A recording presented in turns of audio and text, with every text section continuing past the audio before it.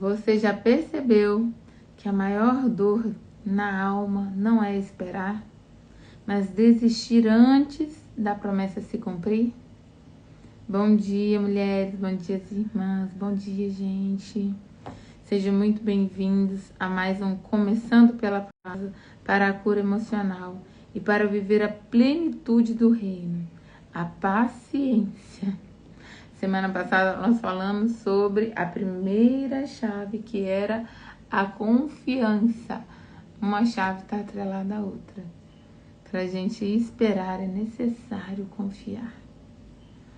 Bom, antes de a gente começar a falar do tema, já escreve aqui nos comentários: eu espero em Deus. Por mais que o coraçãozinho esteja apertado e a vontade de desistir seja real. Oi, Gláucia. Bom dia. Oi, amiga. Quanto tempo? Por mais que a gente tenha vontade de desistir, você puder declarar e escrever no chat: eu espero em Deus. Vamos declarar juntas, porque eu também passo por essas circunstâncias. E eu creio que o Senhor tem me sustentado. Bom, Glaucia, eu não sei se você está acompanhando, mas a gente está na série de lives e eu estou usando um livro que eu li em 2014.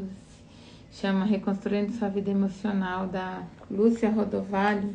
A gente está no capítulo 7. É a segunda chave para reconstruir a sua vida emocional e a chave é a paciência. Nós falamos semana passada sobre a confiança. E para esperar é necessário confiar. 8:25 está escrito: mas se esperamos o que não vemos, com paciência o aguardamos. A Bíblia nos ensina que felicidade não é a ausência de problemas. O que diferencia o feliz do infeliz é como cada um enfrenta suas lutas. A pessoa sem paciência reage com ansiedade, desânimo e desistência. Desistir é o nosso maior desafio. É às vezes não conseguir voltar e refazer ou continuar, porque já não dá mais para recuperar o tempo ou o que se perdeu na jornada. Mas aquela que confia em Deus atravessa a esperança com fé. Não é impossibilidade. Esperar em Deus nunca é perda de tempo. É semear no tempo certo. Bom, eu vou citar alguns exemplos bíblicos. Paulo, bom dia, tudo bem? Bem-vindo. Nós estamos falando sobre paciência, uma das chaves para reconstruir nossa vida emocional. E nós vamos citar alguns exemplos de paciência para nos inspirar a persistir, a continuar. Abraão esperou 25 anos pela promessa de um filho. Deus mandou ele sair da terra dele e ele saiu. E viveu em tendas, sob viagem o tempo todo. Bom dia. E caminhando igual um nômade. E ele tinha o conforto da casa dele, ele tinha a família dele. Com a esperança de uma palavra, ele caminhou durante 25 anos. Não é que ele não teve crises. Uma parte do livro fala que as mulheres têm mais tendência ao imediatismo, e quem instigou ele a ter outro filho com a escrava, o que na época era uma tradição, era normal, foi a esposa. Quem não acreditava na promessa olhou para Eliezer, o escravo dele, e falou: pronto, meu descendente vai ser Eliezer. E ele mesmo duvidou do que Deus daria para ele. Então, crises no meio do processo existe. É não desistir, é persistir. Oi, Carlos André, bom dia, bem-vindo. Nós estamos falando sobre paciência. E eu estou citando alguns exemplos na Bíblia que falam sobre paciência, sobre pessoas que nos inspiram a continuar, a persistir. E José, os irmãos, e ele teve que esperar durante 16 anos para realizar o sonho que ele teve a adolescência dele. Ele tinha aproximadamente 14 anos quando ele sonhou que ele estaria em posição de governante e a família dele se curvaria diante dele. E no meio disso tudo, imagina você confiar que Deus vai te colocar diante de um governo, o que fazer com todas as suas vontades, sem autonomia, como ajudar alguém que está nessa dinâmica. Olha, Paulo, acho que trazer o Espírito Santo para o relacionamento é o principal. E você precisa pôr limites no que está acontecendo. Ou o contrário, se é um conselho que você está dando para alguém, quando nós estamos passando por essa situação, eu fiz psicoterapia para aprender a pôr limites. Eu também tinha dificuldade de falar não e me impor em algumas situações. Desculpa, gente, por sair um pouquinho do tema, mas esperar em Deus e ter paciência não quer dizer que nós vamos ficar parados esperando e trazemos ele para o processo. Quando nós estamos falando que demorou para acontecer o milagre de Abraão ou José se tornar governador, é porque Deus estava trabalhando neles o caráter de Cristo. E Cristo não foi alguém passivo. Pelo contrário, o tempo todo ele era proativo e tomava as decisões dele. Deus quer que nós façamos, e às vezes o cumprimento da nossa promessa não está demorando. Deus está trabalhando em nós o que ele precisa em nós, dentro do caráter de Cristo, para que nós possamos viver a plenitude da promessa dele. Então, se alguém está passando por um relacionamento assim, vou dar um spoiler, tá? E existem limites que precisam ser colocados dentro de um relacionamento. Não quer dizer que você está desistindo do seu relacionamento, quer dizer que você aprendeu a se posicionar. Quer dizer que você trouxe a palavra de Deus para o seu relacionamento, está aprendendo, né? A ser esposa e a ser marido à luz da palavra, porque existe o papel de cada um dentro de um relacionamento. E não é dizer sim para tudo e nem ser subjugada ou subjugado ou ficar agradando ninguém. É saber se posicionar dentro. A função dele é dar a vida pela esposa. A vida da esposa vem na frente da dele. Então ele está disposto a morrer pela esposa como Cristo morreu pela igreja.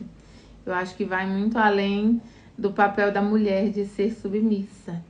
Ser submissa não é ser subjugada. Ser submissa é ter uma missão para estar debaixo dela. O homem precisa propor para a mulher uma missão. E ela precisa entender que ela tem provisão, proteção, segurança e a presença do marido dentro da casa. Porque uma mulher que se sente segura, ela enfrenta o desistir desse marido ou da família que Deus deu para ela. Vamos voltar para a palavra, eu espero ter te respondido. Mas eu tenho Deus no meu relacionamento há muito tempo. Eu fiz psicoterapia também. Gente, eu estava respondendo a resposta do Paulo. Tudo bem, Alessandro? Bom dia, Alex. Tudo bem? Bom dia, Fábio. Oi, Thaisa. Bom dia, gente. Francisca. O Paulo tá com. Ela vai perder o casamento porque não se posicionou, Paulo. E vai viver uma vida muito triste, fora do propósito. E nós temos uma missão para cumprir nessa terra. Aprender a palavra, aprender a se posicionar, aprender a cumprir o propósito é uma das nossas funções. E é importantíssimo. Imagina você viver uma vida que não foi conforme que Deus te chamou para ser. Triste, disfuncional. Entendeu? Uma vida com medo não tem Deus no centro, entendeu? Não tem Deus na jornada.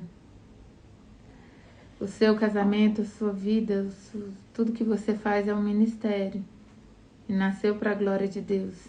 A Bíblia fala que o povo de Deus perece por falta de conhecimento. Normalmente a falta de conhecimento nos coloca com falta de propósito e posicionamento. E isso é em todas as áreas da nossa vida.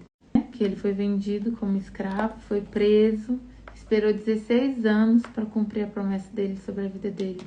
Gente, nós estamos falando sobre reconstruir a vida emocional. E a semana passada nós falamos sobre confiança, a primeira chave para reconstruir sua vida emocional. E hoje nós estamos falando de paciência. Eu citei Abraão, que esperou 25 anos para ter um filho. José, que esperou 16 anos para ser governador.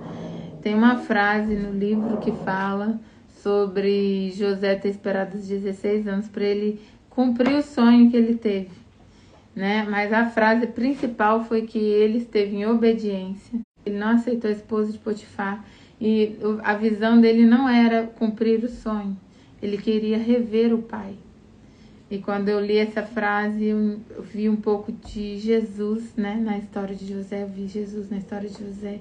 Eu acredito que Jesus passou por todas as aflições que ele passou, porque ele esperava, né? Rever e estar na presença do Pai. E eu acho que é o convite que nós temos todos os dias para estar na presença do Pai, para ter Deus como Pai. Isso é possível através de Jesus. E ele, mesmo tendo posição de governador, que ele já tinha, ele ainda viveu 7 anos, o período de bonança, né? Juntando e governando sobre o Egito, pelo desejo de rever o Pai. Eu estou tentando ajudar, é uma amiga, mas ela não quer ouvir. Se você quiser me chamar no particular depois, Paulo, podemos conversar a respeito. Tá? Também, se eu puder ajudar, eu creio que Deus me chamou justamente para falar a respeito disso. Pelo prazer a gente conversar a respeito. Oi, Francisca, eu tô bem, graças a Deus. Bem-vinda, tá? Vamos voltar, porque a gente tava. Eu tenho 3 exemplos e eu ia falar de Davi também. Davi foi ungido rei na adolescência dele. E ele assumiu o trono aos 30 anos de idade. E ele serviu na casa de Saul. Ele foi perseguido por Saul. E ele assume o trono quando Saul já não é mais rei. E sendo o rei que ele foi chamado para ser. Porque nós assumimos o nosso papel, mesmo não estando em posição de governante. Abraão ainda não era pai. Mas Sara chamava ele de Abraão, pai de multidões. E ele não chamava mais ela de Sarai, chamava ela de Sara, mãe de muitos. José governou na casa de Potifar, José governou na prisão, e para ele já era uma função normal governar. E aí ele governou sobre o Egito, ele era o segundo maior no Egito. Davi foi rei em todos os momentos. Ele tinha os valentes de Davi e a posição dele era de governante aonde ele estava. E as pessoas viam ele como rei e temiam ele como rei, mesmo sendo perseguido.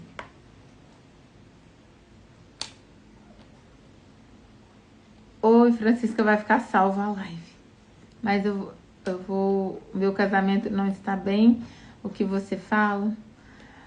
Amiga, Deus no centro, orando. Ontem eu estava lendo o livro e as pessoas não vêm prontas, esperada ou falando tudo que a pessoa tem que ser ou por que ela tem que ser. É você agir em Deus e manter o seu posicionamento.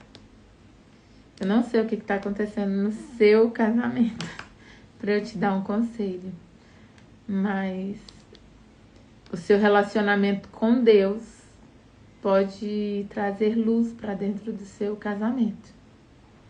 E provavelmente ele vai colocar as coisas que precisam estar no lugar certo, no tempo certo.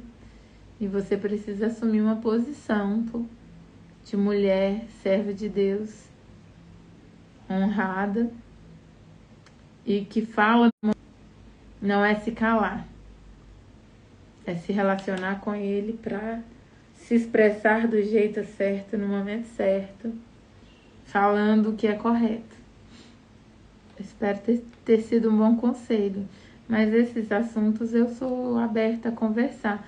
Eu tenho uma rotina um pouquinho puxada por causa da empresa, mas vocês podem me chamar no particular e se quiserem conversar e abrir o que está acontecendo, que eu puder ajudar em oração também, estou disposta a orar pela vida de vocês e ajudar com conselhos, com o que eu puder, tá?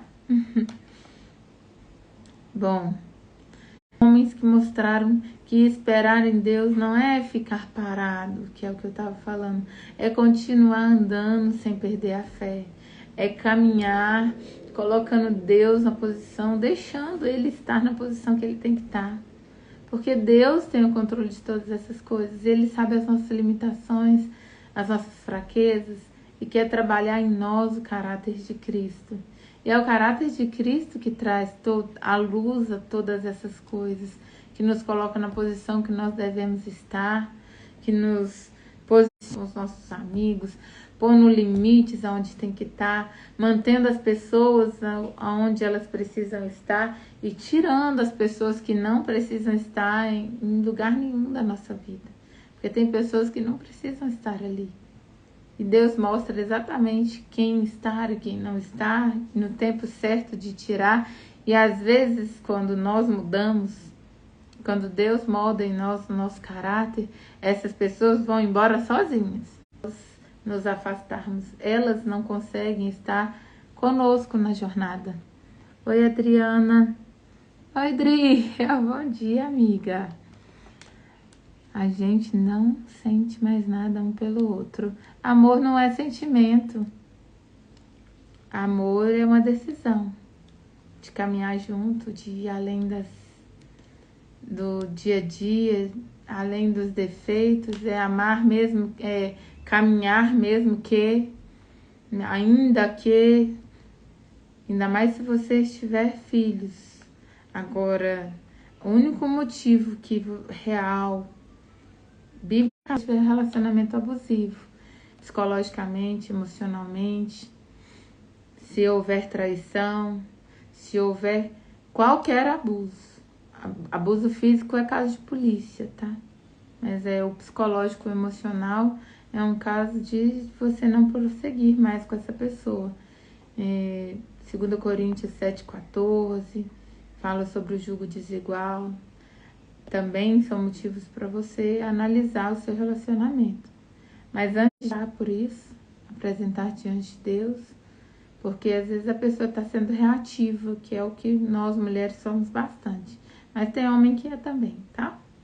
E essa reação nas circunstâncias coloca a pessoa para ter falas abusivas, e isso soa como abuso psicológico, emocional, e às vezes está mostrando o medo e a insegurança da pessoa que está com você, ou o seu medo e insegurança, e está levando para um lado psicológico, assim, onde ele está descontrolado, onde existe uma reação muito séria e que é emocional e psicológico. Mas às vezes é falta de conhecimento e sabedoria, de talvez se calar, ou Deus te dá boas palavras para esse momento. Eu já passei por várias situações. Hoje eu peço sabedoria para o meu relacionamento atual.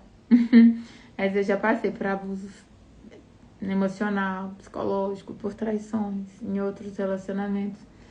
Já passei por abuso físico, na questão de abusar do meu filho fisicamente, de bater nele, né, escondido. E psicologicamente a pessoa tinha realmente transtornos muito sérios, tratava com psiquiatra, que realmente analisar por que Deus tem que estar nesse processo com você, para você fazer uma análise coerente da circunstância. E psicoterapia, um profissional para te trazer uma análise correta para a circunstância, faz você não tomar decisões emocionadas e ser um pouco menos reativa às circunstâncias e tomar decisões mais assertivas. Não é desistir, é saber quando colocar ciência, é quando você vê a pessoa sendo moldada, o caráter dela sendo transformado, é quando você se enxerga no processo. Oi, Anderson, a paz, meu querido, bom dia, bem-vindo. Bom, não deixe de estar no tema, o que nós estamos falando, certo? Eu espero ter te dado bons conselhos, Francisca, mas deixei aberto para você me chamar no particular, se você quiser, para a gente conversar a respeito, tá bom? Vou voltar para o tema do livro, sobre a paciência, que é a segunda chave para reconstruir nossa vida emocional. Bom, a Lúcia Rodovalho, ela é doutora em psicanálise, ela é psicóloga, ela também é pastora, né? Pastora de pastores, ela é bispa. Eu acompanho ela já tem 15 anos que a gente está em aquecimento, sempre que eu posso eu tô em eventos, ela tem muito conhecimento e ela organizou esse livro. Em 2014 eu estava passando por um processo de Deus tratando meu caráter, reconstruindo em mim essa possibilidade de um novo relacionamento, porque eu tinha saído de relacionamento traumático com uma criança, com um bebezinho, e eu não me via pronta para um outro relacionamento. Compartilhar com vocês o livro, o contexto. Oi, Lindalva, querida, bom dia, tudo bem? Bem-vinda. E aí eu tô fazendo o processo do livro com vocês, resumidamente, né? E o que vocês quiserem compartilhar também está aberto. Se tiver alguma coisa muito particular, manda no direct, que o que eu puder ajudar vai ser um prazer. Tá bom, Paulo, Francisca? Bom, quantas vezes você já quis desistir porque não viu mudança imediata, que era o que a gente estava falando sobre casamento. Talvez em um relacionamento, em um sonho, 6:9 diz: e não nos cansemos de fazer o bem, porque a seu tempo ceifaremos, se não desfalecermos. O que está falando? Que nós vamos colher. Não se engane o homem, pois certamente aquilo que ele plantar, ele também vai colher. Então, se nós estamos plantando no lugar, ela é um fato, entendeu? A paciência, ela é uma construção diária.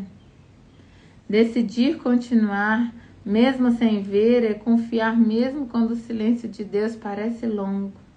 Abraão foram 25 anos, José foi 16, Davi foram aproximadamente 16 anos também, aguardando o cumprimento da promessa sobre a vida deles.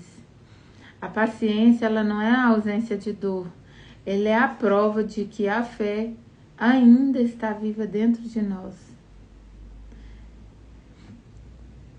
Bom, eu tava falando sobre relacionamento, assistindo coisas ruins, tá? Paciência, ela pressupõe uma espera. Mas esperar em Deus é você ter atitude coerente com o que Deus espera.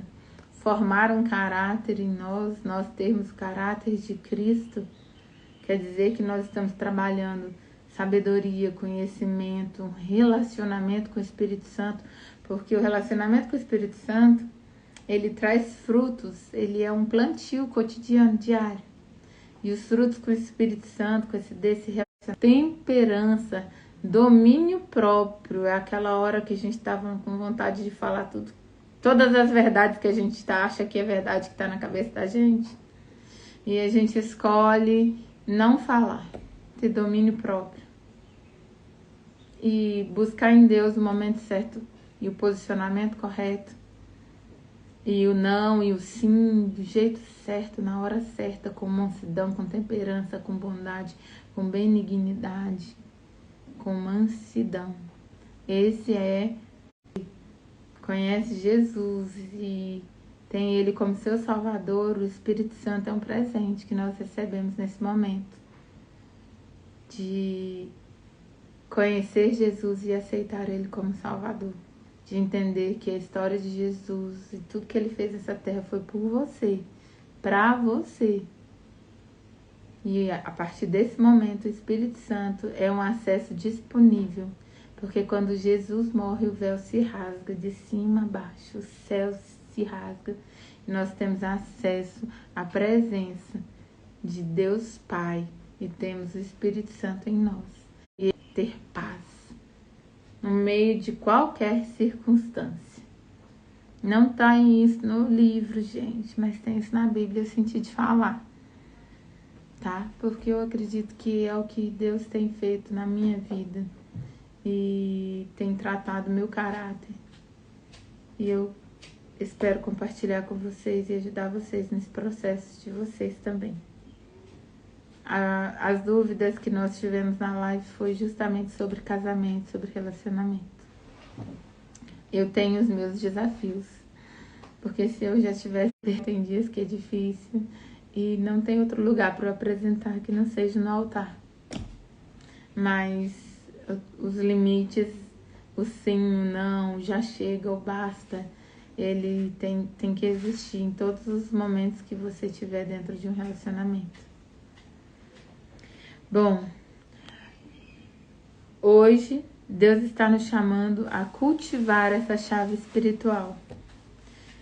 Não é fácil. É o meu resumo, tá? Eu faço resumo, eu estudo para falar com vocês. Não é fácil, mas é também... Ele nos dá a convicção de que nós não estamos caminhando sozinhos, de que Ele está nesse processo conosco e de que Ele vai nos conduzir pro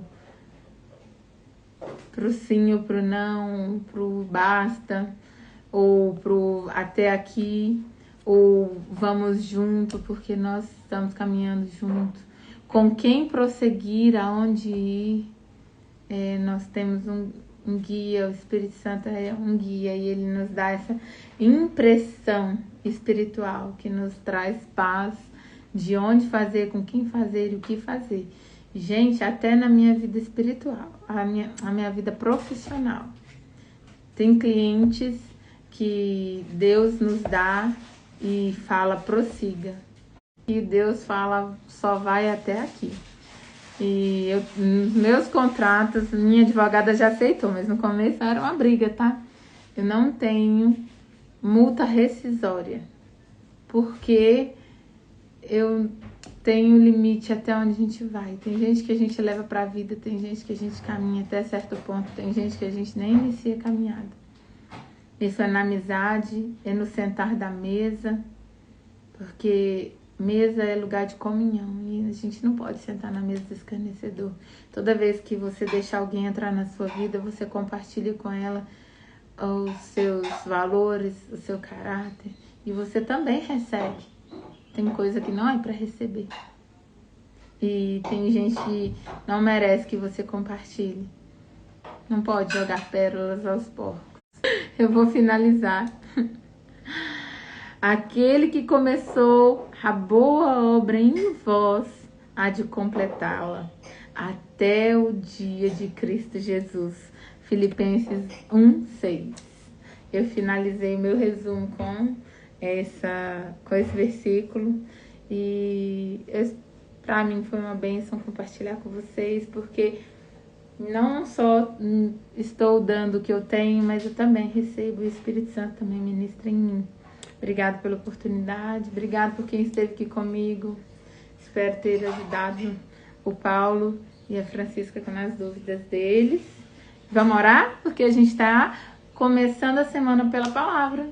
E eu quero orar pela minha vida, pela vida de vocês, abençoar a semana de vocês, Senhor. Obrigada, meu Deus. Obrigada, Senhor, porque o Senhor tem preparado esse tempo, Senhor. Obrigada, Senhor, porque o Senhor tem ministrado em mim, Senhor, e renovado a Tua palavra sobre a minha vida. Obrigada, Senhor, porque eu creio que o Senhor tem preparado as pessoas que precisam ouvir essa palavra. Tanto as que estão ao vivo, quanto as que vão ouvir ela depois. Obrigada, Senhor, porque a boa obra que o Senhor começou na minha vida, Senhor, tem sido, Senhor Deus, instrumento de cura para outras vidas. Fiz na minha vida. O Senhor tem transformado em bênção. O Senhor tem me feito amadurecer e crescer. E eu creio, Senhor Deus, que o que o Senhor fez em mim, o que o Senhor tem trabalhado em mim, o Senhor quer trabalhar na vida de muitas pessoas. E, Senhor, eu quero ser instrumento, Senhor Deus. Eu me coloquei à disposição, Senhor Deus, para que através da minha vida o Senhor pudesse ter instrumentos de cura. Porque toda área que o Senhor curou na minha vida, eu sei que é remédio para a vida de outra pessoa. Em nome de Jesus, Senhor. Eu creio, Senhor Deus, que o Senhor tem começado uma boa obra na minha vida. E o Senhor tem começado a boa obra na vida de muitas pessoas. E o Senhor é fiel para completá-la, Senhor. Senhor, que ninguém, Senhor Deus, que venha ouvir essa palavra possa desistir no meio da jornada. Em nome de Jesus, Senhor Deus. Que a paciência, que é um fruto do relacionamento com o Teu Espírito Santo, Senhor, que morem, habitam nas pessoas que estão, Senhor Deus, ouvindo. Senhor Deus, que nós possamos ter uma semana, Senhor Deus, confiante, Senhor Deus, cheio de fé. Senhor Deus, a esperança, a espera e a paciência, ela traz paz quando ela está no Teu altar, quando ela está derramada em Ti. Em nome de Jesus, Senhor Deus. Que nós todos, Senhor Deus, possamos ter uma semana, guardar, consagrar a Ti cada momento, cada segundo dos nossos dias ao longo dessa semana. Que o Senhor venha ministrar em nós, Senhor Deus, que o Senhor venha falar conosco, Senhor Deus, em cada instante, em cada momento, Senhor Deus, nos direcionando, nos guiando, Senhor Deus, nos trazendo paz, longanimidade. Em nome de Jesus, Senhor, que o longo ânimo, Senhor Deus, e ter bom ânimo. Assim como o Senhor repetiu várias vezes para Josué, para que ele pudesse prosseguir. Esforça-te e tem bom ânimo, porque o Senhor era com ele. O Senhor também é conosco nessa jornada. Muito obrigada. Muito obrigada, Senhor. Muito obrigada por falar conosco. Muito obrigada pela Tua palavra. Muito obrigada, Senhor, por nos instruir. Muito obrigada, Senhor, pela sabedoria que vem de Ti e por caminhar conosco em toda a jornada. Muito obrigada. Amém. Amém. Obrigada, gente. Semana abençoada para todos vocês e obrigada por estar comigo aqui. Amém.